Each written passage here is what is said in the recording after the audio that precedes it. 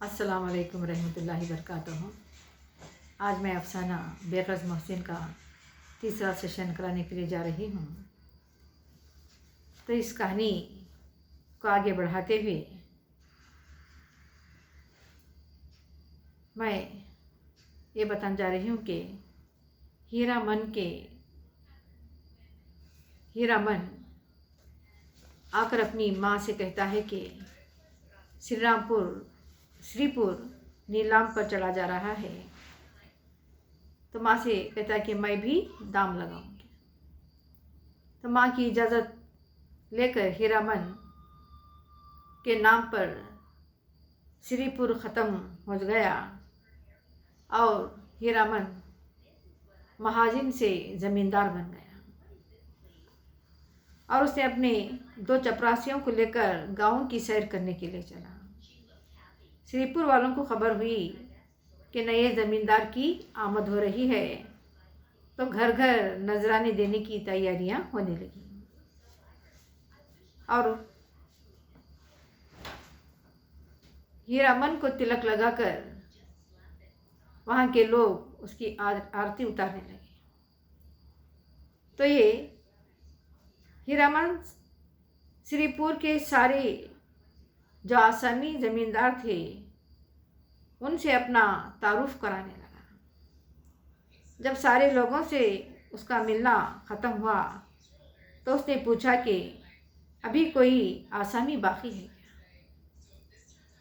तो उसका जो मुख्तार था उसने बोला कि हाँ महाराज, अभी एक आसामी है और आसामी और है जिसका नाम क्या है, तखत सिंह है। तो हीरामन पूछता कि क्यों नहीं आया? तो इतने में थोड़ी देर में एक बूढ़ा आदमी लाठी टेकता आया और ज़मीन पर बैठ गया। ना नज़र किया ना नया से। इसकी इस गुस्ताखी को देखकर हीरामन को बुखार चढ़ गया। कड़क कर बोला, अभी किसी ज़मींदार से पाला नहीं पड़ा है, एक एक की हेकड़ी बुला दूंगा। तो तखत सिंह ने हीरामन की तरफ गौर से देखकर जवाब दिया, मेरे सामने 20 ज़मींदार आए और चले गए, मगर अभी किसी ने इस तरह की घुड़की नहीं दी। ये कहकर उसने लाठी उठा ली और घर चला गया।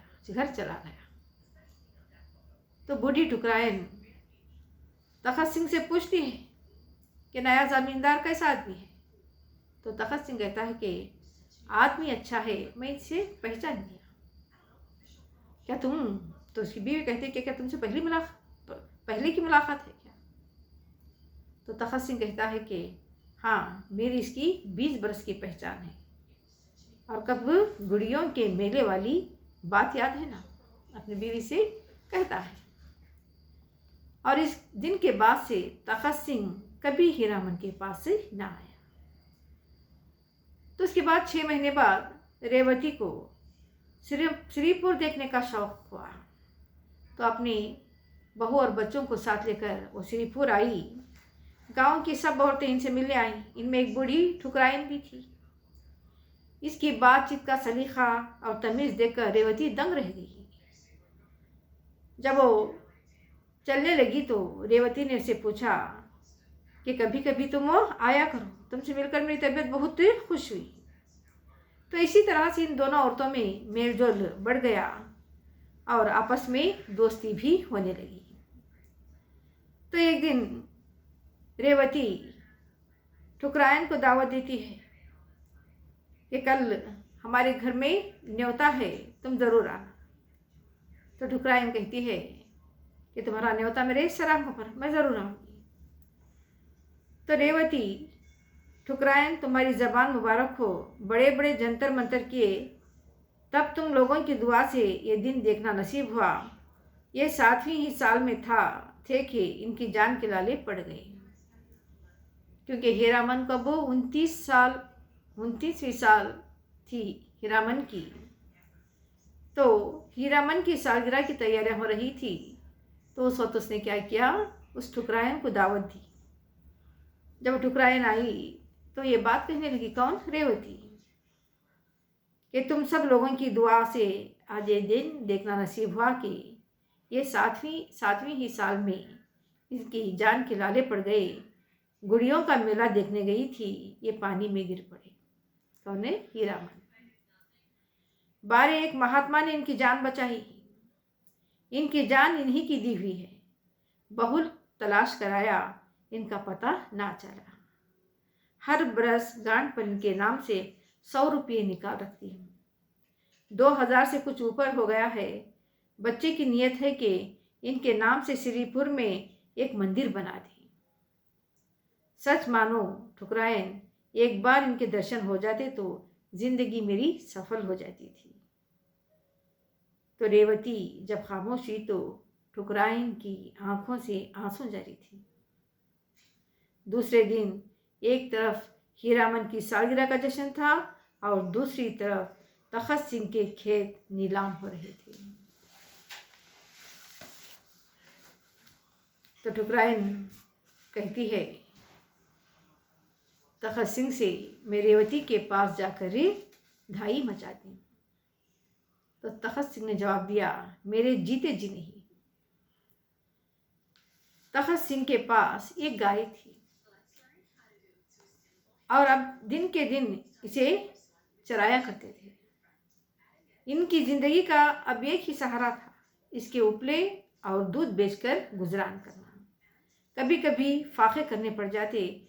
ये सब मुसीबतें इसने झेलें, मगर अपनी बेनवाई का रोने के लिए एक दिन भी हीरामन के पास से ना गई। हीरामन इन्हें जेर करना चाहता था, मगर खुद जेर हो गया। जीने पर भी इसकी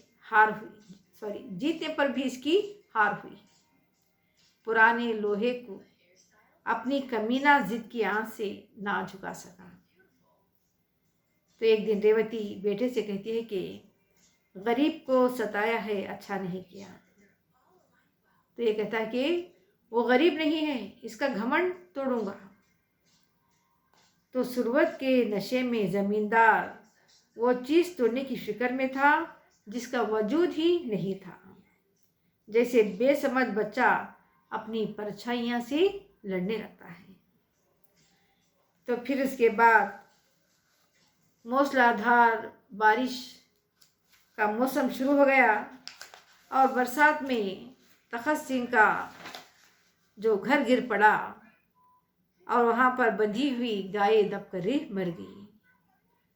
तखत सिंह के भी सख्त चोट आई। इसी दिन से बुखार आना शुरू हुआ। दवा दारू कौन करता, रोजी का सहारा था वो भी टूटा। जालिम बेदर्द मुसीबत ने कुचल डाला। सारा मकान पानी से भरा हुआ, घर में अनाज का एक दाना न था, अंधेरे में पड़ा हुआ कराह रहा था। और ठुकराइन कहती है कि रेवती रानी। तो तखत सिंह कहता है, मेरे धन भाग मुझ पर पड़ी दया की।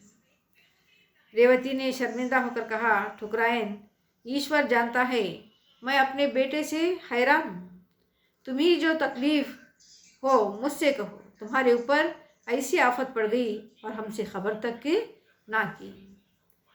तो ये कहकर रेवती रूपों की एक पोटली ठुकराइन के सामने रख दी। रूपों की झनकार सुनकर तखत सिंह उठ बैठा। बोला, रानी, हम इसके भूखे नहीं, मरते दम गुनहगार ना करो।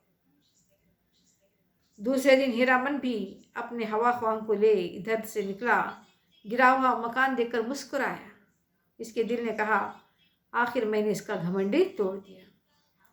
मकान के अंदर जाकर बोला, ठाकुर, अब क्या हाल है? तो तखत सिंह ने कहा कि सब ईश्वर की दया है, आप कैसे भूल पड़े? तो इसकी यह आरजू के तखत सिंह मेरे पाँवों को आंखों से चूमी। इसी रात को गरीब आज़ाद मशी ईमानदार बेगस ठाकुर इस दुनिया से रुखसत हो गए। अब बूढ़ी ठुकराइन अकेली हो गई। फिक्रे माश बुरी बला थी। अब वो खेत और चरागाहों से गोबर चुन लाती और उपले बनाकर बेचती। उस दिन से हीरामन को इसके साथ अमली हमदर्दी करने की जरूरत ना हुई। एक दिन रेवती ने ठुकराइन से उपले मोल लिए। गाँव में पैसे के 3 उपले मिलते थे। इसने चाहा कि इसे 20 ही के उपले लूँ, इस दिन से ठुकराइन ने इसके यहाँ उपले लाना ही बंद कर दिया। ऐसी देवियाँ दुनिया में कितनी हैं कि वो इतना नहीं जानती थी कि एक रात सरबस्ता ज़बान पर लाकर अपनी जान काहियों का खातिमा कर सकती है, मगर वो एहसान का बदला ना हो जाए।